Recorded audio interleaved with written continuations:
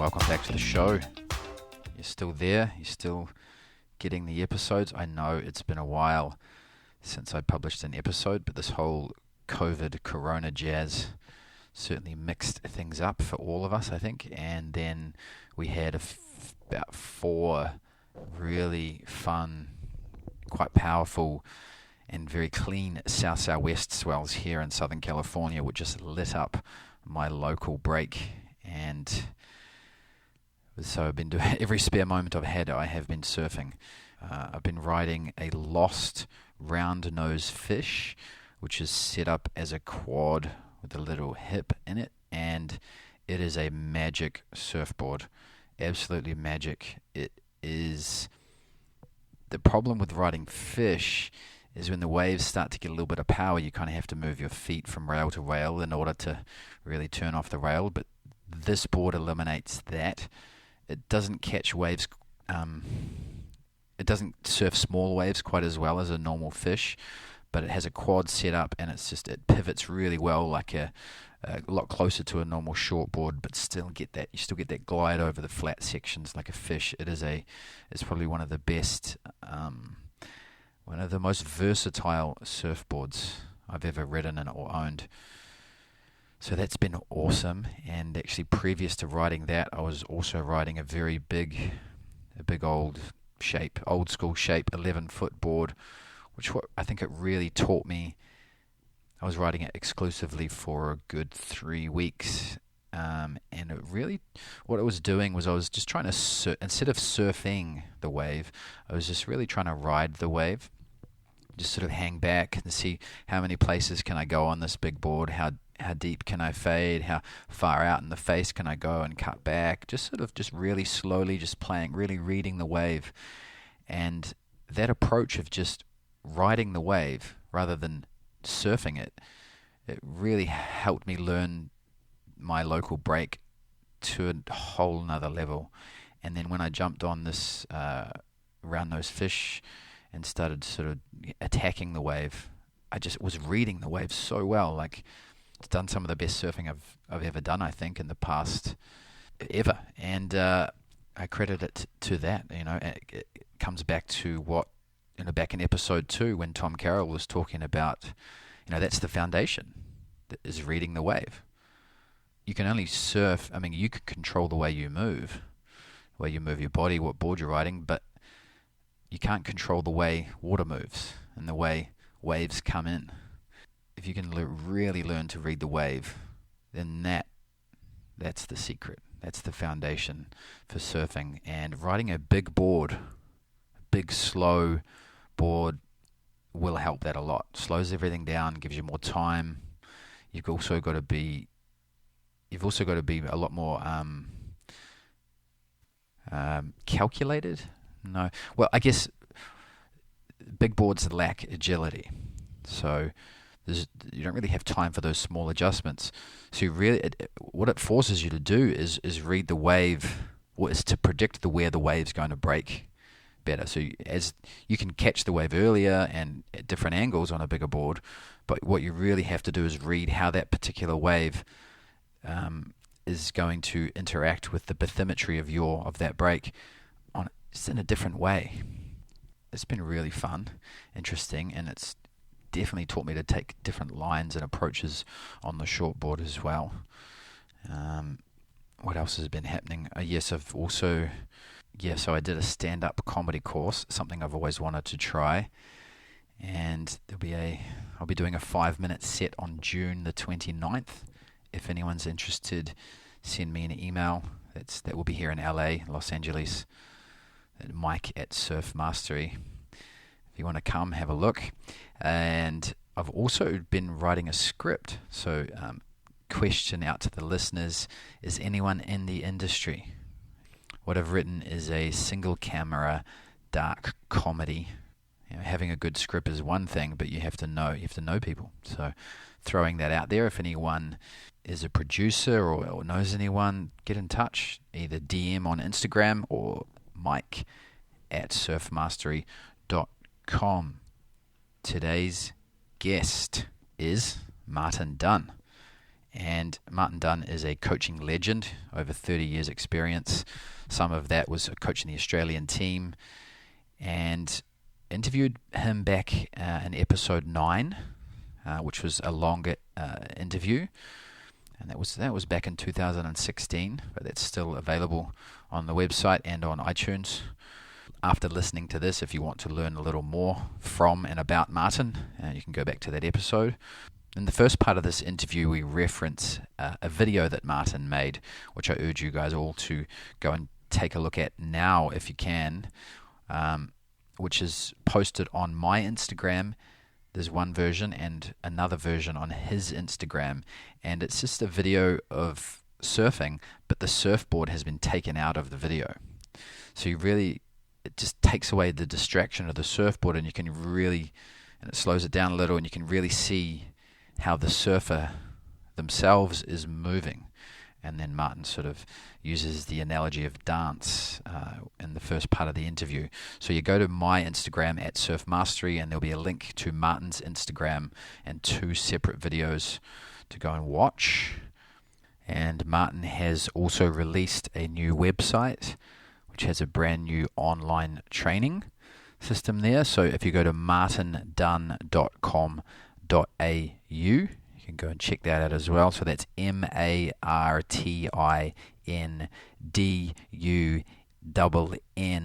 That's martindunn.com.au, and of course I will have a link to that in the show notes.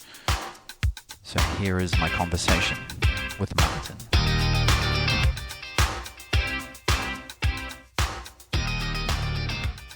Fundamentally, surfers have problems learning skill. There's a number of skills you can learn, but the main one, in my view, or the foundation one in surfing is the skill of learning the movement of the turns. And, like cutbacks, re-entries, fin busts, aerials, they all have a recognised technique that people can learn. Because everything happens so fast and people are trying to do their manoeuvres, some people who are more athletically gifted, they can learn them because that's just the way they operate. That's how their learning works. But lots of people can't learn or don't learn effectively. So what you have to do is you have to have an intervention into the learning where people can go through a system just like you're learning a dance. So, dancers learn a step by 1, 2, 3, step, 1, 2, 3, step type of thing. What we can do, we can use that same technique when we're learning to do a manoeuvre. For example, a cutback. It might be, drive, bend, 1, 2, twist. And that's the connection between the two. And after all, surfing is being described as dancing on water. And, so I thought about that concept, and I thought, well, like it's exactly the same as learning how to dance, or how people learn to dance is by having a word or a phrase or something that can tell their body what to do at a key time. So, that's the relationship I have between dancing and surfing, and that's what I advocate that's what I use when I train surfers with their technique. And also that's what I use on my new membership site on the internet. Okay. So you're talking about teaching the specific body movements of a surfing maneuver on dry land. Yeah, that's exactly what I'm saying. Is that you do the simulation on land. So you do the simulation as best you can, as close to the movement on dry land, both as a static simulation, and also I use skateboards a lot to learn the foundation manoeuvres. Bottom turns, cutbacks, re-entries. Having a skateboard that feels like you're doing a turn, using the words, on a bottom turn, it's bend 1 up or bend 1 lift for a backhand bottom turn, and those words, which are called task relevant words, you use them to tell your body that's the movement I want at that specific time. And when you simulate it on the land, and if you simulate it perfectly on the land, you get a great transfer to the ocean. Okay, so it's not really a new concept. I mean, practicing movements of surfing on a skateboard or on dry land, but I think maybe the point of difference that it sounds like you've incorporated is you've got counting in there. So there's a sense of rhythm and there's a sense of a delay in what you're saying. Am I right? And there is a rhythm. There is a rhythm that you should have. Like I'm not trying to clone people to do it exactly the same as everyone else, and that's not what the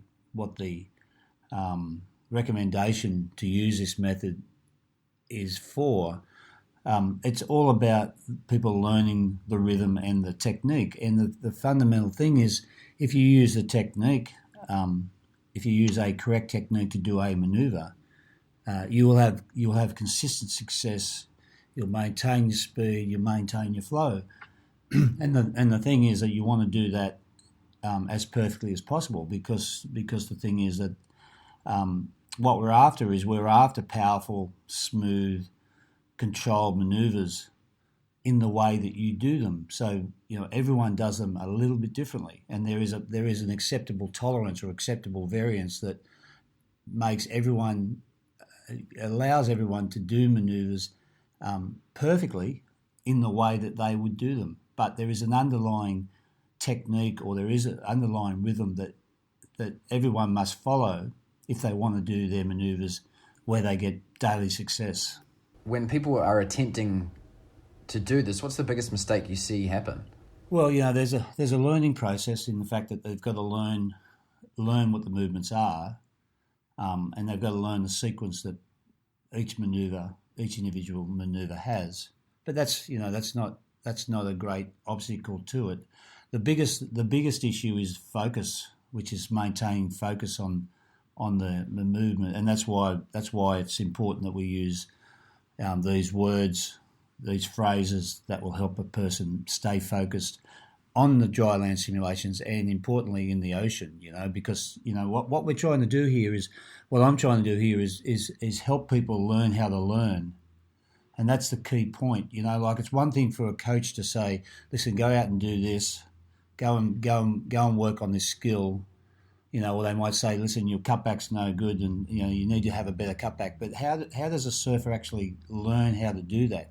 And especially when they're by themselves, the coach isn't next to them, and so the technique of using task relevant words doing simulations on the land are all designed to help surfers learn, to get an understanding, to get the feel of it, so that when they actually get in the ocean and they've got the focusing skills in the ocean, they can start to work it out themselves.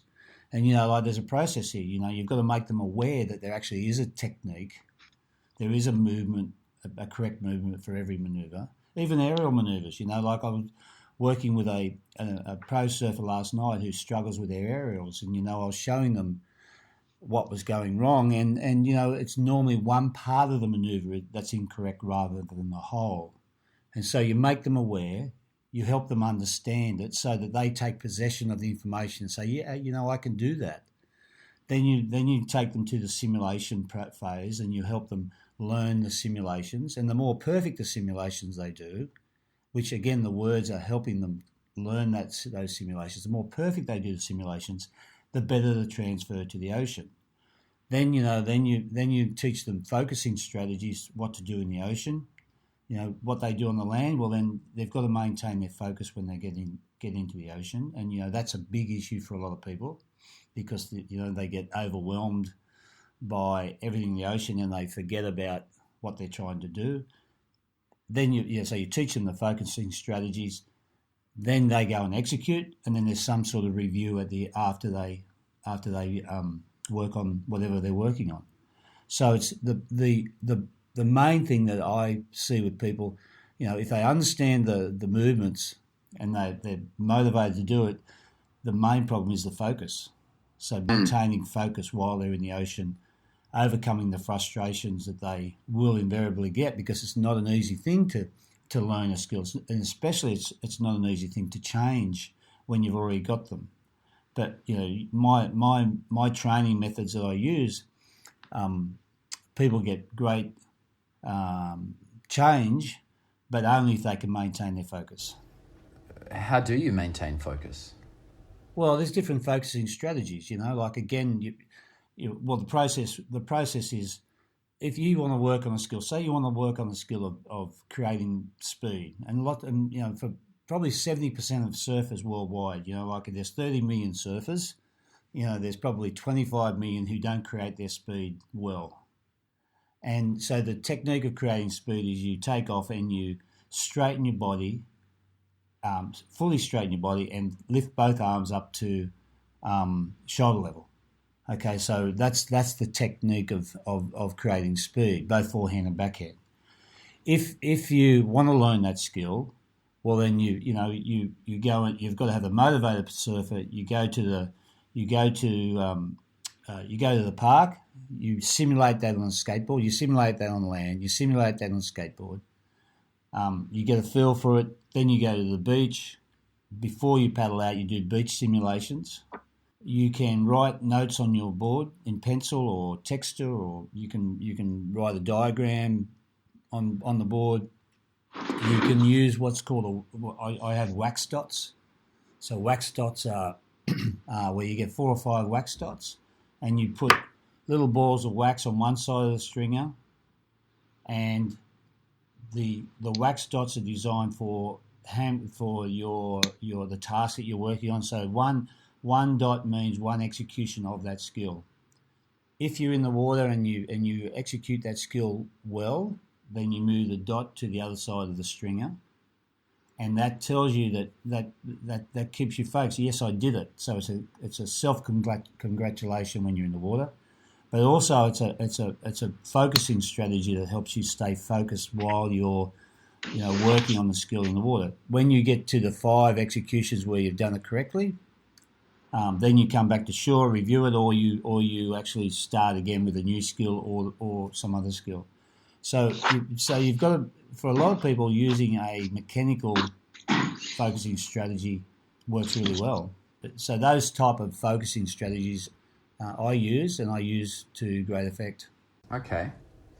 So there's also something you were mentioning yesterday, which was the decision making and those smaller decisions, like especially around wave selection. There's 5 areas of performance. You've got to be fit enough to surf. You've got to have good technique. You've got to have good decision making. There's the strategic side of the sport, and there's a psychological side of the sport. So the little things that you say to yourself when you're paddling around. You've got to make a tremendous amount of decisions in the water. So the decision making process is really important for everyday surfer. When a surfer gets to a certain level, if say they're a competitive surfer, better decisions can turn them from a good surfer to a great surfer. So when I'm working with WQS and WCT surfers, most of the training I'm doing is decision making training.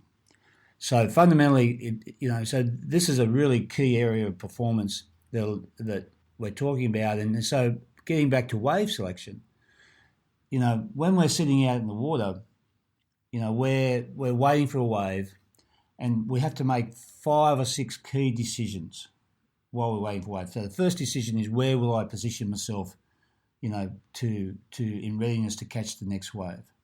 As a set approaches, where will I paddle to catch that wave?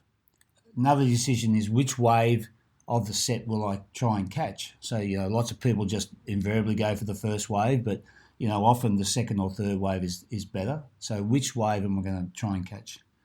You've got to make a decision on the depth of takeoff. Right on takeoff, will I drop to the bottom, or will I cut across to get speed because it's a longer section? These are all decisions we make before we even do a move, before we do a manoeuvre on the wave. And like at every stage of performance, these things are either have to be thought about, or they're instinctive depending on the experience of the surfer. But as an early surfer, these are the critical things that people get wrong. You see people out there who are just out in the channel. They're trying to catch waves on the shoulder. They're always paddling for the first wave, even though the second or third wave's better. Or a big wave comes through, which is a really decision-making process. Is a big wave will come through, and even though it's a closeout, people will go for it because it's a big wave, and so it's not a quality wave. These decisions that people make on a daily basis really affect the quality of your performance. And in for the better surfers in the world, the not the best, well, the better surfers in the world, but also competitive surfers. These are the critical things that really help someone put in a good performance or not to put in performance. So like when you're out in the water every day, there's usually one or two guys who are getting the best waves. Usually they're the best surfers. Sometimes they're not, but fundamentally, what they're doing, if they're catching the best waves, in a free surf, they're just making the best decisions. They're choosing better waves. But it's not just that they're choosing better waves, they're also taking off it in the right spot of the wave to maximise that wave as well. Yeah, without doubt. They're taking off deep. They're saying, a big part of wave selection is not catching quality waves. A big part of wave selection is actually saying no to all the bad waves in between quality waves breaking. A lot of improvement in performance can be created by people learning how to say no. For instance, I had a surfer. I work with a lot of competitive surfers, and I had a surfer a number of years ago who was in the top 50 of the WQS. He wasn't making the WCT. His goal was to make the big top, the WSL, the top 30 in the world. And he paddled out, and on this particular day, first time I've ever worked with him, and he caught good waves and he caught lots of closeouts, and it soon became obvious to me that he didn't have the capacity to say no to a wave. He was just catching waves, and that's fine. That's not a problem, but for a competitive surfer, it's a major problem because what they do under pressure, they catch waves they shouldn't be catching, and then as a result of that, they lose heats by not having that capacity to say no. Some waves should never be ridden, is what I say to people. Some waves weren't created by the Almighty or whoever you believe in to be ridden. They're just being created to be fillers. To be fillers between the good waves that come and the good waves that give you enjoyment when you're surfing on a daily basis. Yeah, it's very similar to choosing the correct wife. Happy wife, happy life, and I'm not going to go down that path with you, Michael. I'm just joking, man. I won't even put that in the podcast. I'm just joking as well. Luckily I've got a wife of 38 years. I pick pretty well. Mm-hmm. No, well done. No, that's great advice, man. That's perfect. Now, can you tell me a little bit about your new website? Well, I've been in the internet space for since pretty well the web started. I had 3 or 4 different websites in that time. My major one in previous, which some of your listeners may have heard of, was surfcoach.com. I started that. That had over 200 videos. It was all about teaching people what surfing was in a visual way. But what I did with that site was more about the awareness and the understanding that these are the skills of surfing. But I never actually took them to how do you learn that. And so my new website, which is just under my name, martindunn.com.au, which is the Australian address, I've actually taken it to the next step. And so what I've done is I've put in land simulations, skate simulations. I've got 4-week challenges for people to undertake. So there's a 4-week challenge for catching better waves. There's a 4-week challenge for an early surfer. So someone who's the surfer who just new to surfing and they're paddling out and they're trying to catch waves and do turns, little turns, and there's a 4-week challenge for those surfers to learn the fundamental skills that you've got to learn before you actually can feel confident in the ocean. That's the big difference with my new website is I'm teaching people how to learn, and it gives them the experience and the tools, the focusing skills to go out and feel confident about learning this. The thing about learning and self-paced learning in the world of surfing is it isn't easy. It's not something that comes easy. But for those motivated surfers who really do want to learn, I'm giving I'm giving guidance online to people I will never meet. But I feel very confident that the website I produced, it's the best work I've done in my 35 years of being a coach, and I feel as though it's very confident. I'm very confident that those, if you're a motivated surfer, you want to be a better surfer, my website martindunn.com.au will give you guidance that you probably won't get anywhere else. Oh, excellent. Okay, well, thanks, Martin, and that's martindunn.com.au. That's correct.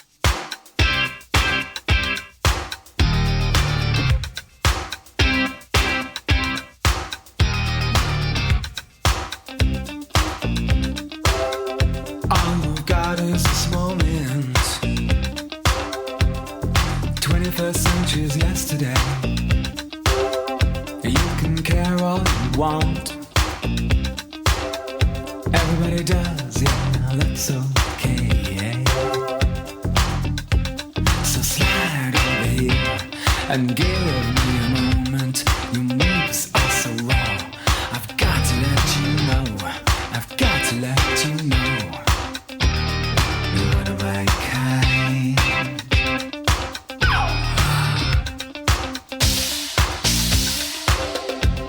I need you tonight, 'cause I'm not sleeping. There's something about you, girl, that makes me sweat. How do you feel? I'm lonely. What do you think? Can't think at all. What you gonna do? Gonna live my life. So slide over here and give me a moment. Your moves are so raw. I've got to let you know. I've got to let you know. You're my kind. Oh.